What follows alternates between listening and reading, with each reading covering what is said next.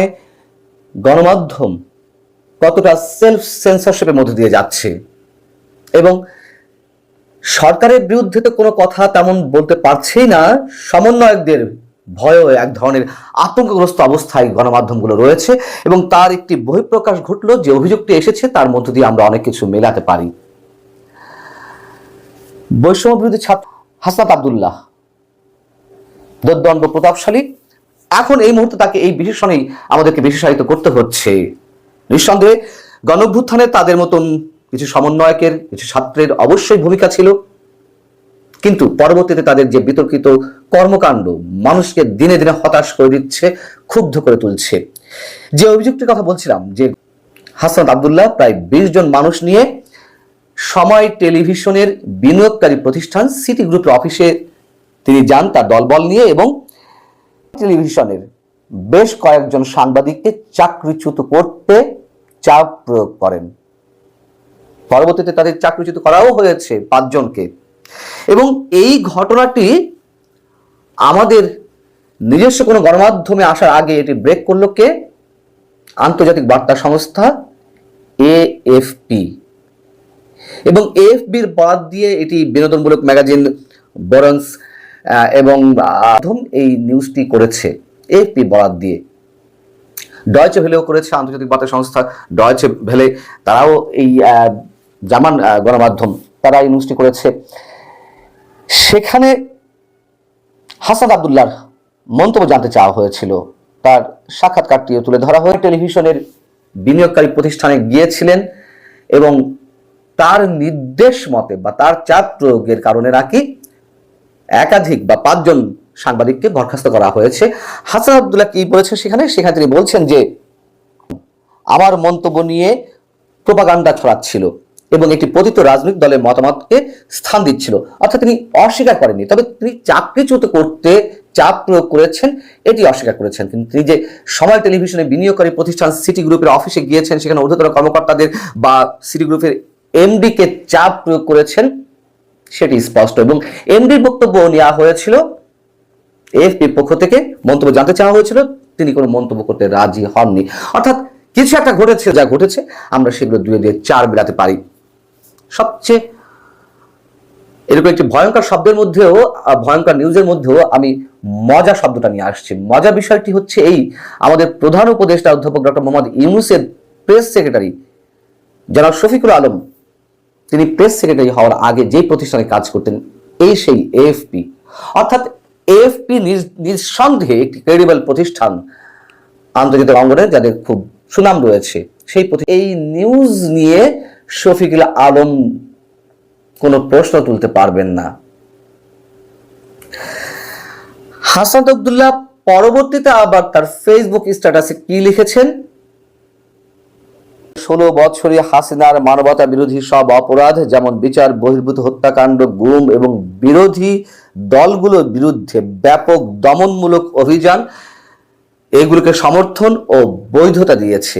জুলাই আগস্টের গণ অভ্যুত্থানের সময় টিভির সাংবাদিকতার বিষয়ে শান্তিপূর্ণ প্রতিবাদের অংশ হিসেবে আমরা সম্প্রতি সিটি গ্রুপের অফিসে গিয়েছিলাম, এরকম মন্তব্য করেছেন আর কি। তো সময় টেলিভিশন কেন শুধুমাত্র? নিঃসন্দেহে কথা তো আমি আরো আগে থেকে বলে আসছি, শেখ হাসিনা রেজিমের ভূমিকা গণমাধ্যম পালন করছে। নিঃসন্দেহে জুলাই আগস্ট যে অভ্যুত্থান, যে আন্দোলন, সেই আন্দোলনকারীদের বিরুদ্ধে বাংলাদেশের অধিকাংশ গণমাধ্যম অবস্থান নিয়েছিল, ভয়ে পড়ে হোক আর যেই কারণেই হোক সেটি নিশ্চয়ই গণমাধ্যম ভূমিকা পালন করতে পারেনি। এটা তো 5-6 মাস আগে বা 4-5 মাস আগে গণমাধ্যমগুলো যে ভূমিকা ছিল সেইগুলোর জন্য তিনি কৈফিয়ত নিতে যাবেন 5-6 মাস পর এসে, এবং পরবর্তীতে তিনি আবার মন্তব্য করছেন তার বিরুদ্ধে প্রোপাগান্ডা চালাচ্ছিল সময় টেলিভিশন। প্রোপাগান্ডা যদি চালিয়েই থাকে, তার বিরুদ্ধে নিজেদের অবস্থান তুলে ধরার মতো তো অনেক ধরনের প্রক্রিয়া আছে। তিনি রিজয়েন্ট টেলিভিশন প্রকাশ করতে বাধ্য থাকতো যদি কিনা তার বিরুদ্ধে আসলে কোনো ধরনের প্রোপাগান্ডা চালিয়ে থাকে। তিনি প্রেস কাউন্সিলে যেতে পারতেন, কিন্তু এইগুলো না করে তিনি দলবল নিয়ে দেখাতে গেলেন তার কতটা শক্তি, এবং এই শক্তিমত্তার প্রদর্শন তো আমরা শুরু থেকে দেখছি গত 4.5 মাস ধরে, যেভাবে মব তুলে ধরা হয়েছে, যেগুলো মানুষ ভালো চোখে নিচ্ছে না। সালিশ বিচার করতেও তারা বিভিন্ন জায়গায় তারা সদল বলে চলে যাচ্ছে। হাইকোর্ট প্রাঙ্গণ, বিচারালয়, সেখানে তারা তাদের হুমকি ধামকিতে তারা আলটিমেটাম দিয়ে বিচারপতিদের পদত্যাগ করাচ্ছে। শুরু থেকে বলে আসছে এইগুলো অবশ্যই যাদের বিরুদ্ধে অভিযোগ রয়েছে, কিন্তু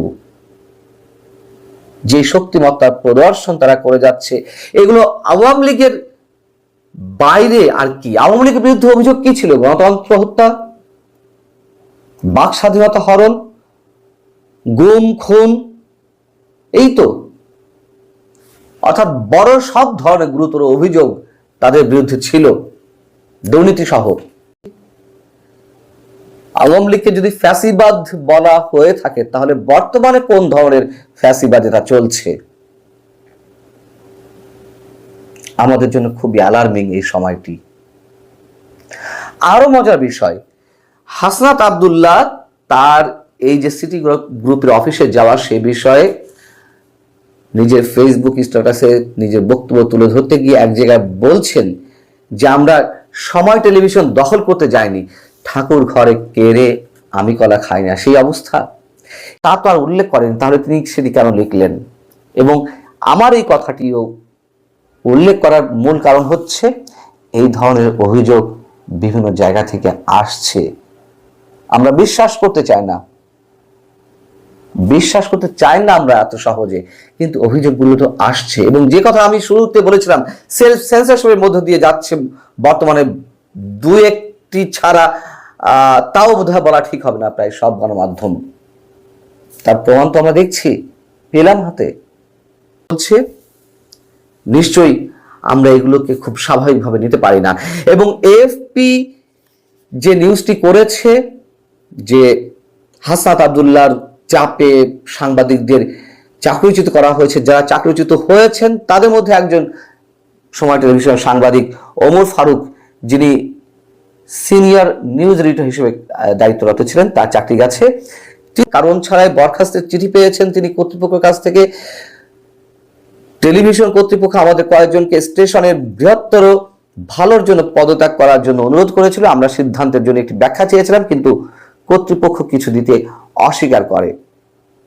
আরো একজন আউটপুট এডিটর সময় টেলিভিশনের ছিলেন, তিনি এই দায়িত্বে, আরিফুল সাজ্জাদ, তিনি এই প্রসঙ্গে তার ফেসবুক স্ট্যাটাস কি লিখেছেন? তিনি বলছেন যে কর্তৃপক্ষ অর্থাৎ বিনিয়োগকারী সিটি আন্দোলনের শীর্ষস্থানীয় এক নেতা তাদের হুমকি দিয়েছে, সময়ের 10 কর্মীকে চাকরিচ্যুত করতে হবে, না হলে তারা বাঁচতে পারবে না। কি ভয়ঙ্কর যদি সত্যি হয়ে থাকে কথাগুলো। এবং এই বিষয়ে প্রধান উপদেষ্টার প্রেস সচিব শফি ছিলেন, যারা জানিয়েছিলেন যারা চাকরিচ্যুতির শিকার, তাদের মন্তব্য হচ্ছে উহুয়া আহা, এই ধরনের প্রতিক্রিয়া নাকি পাওয়া গেছে।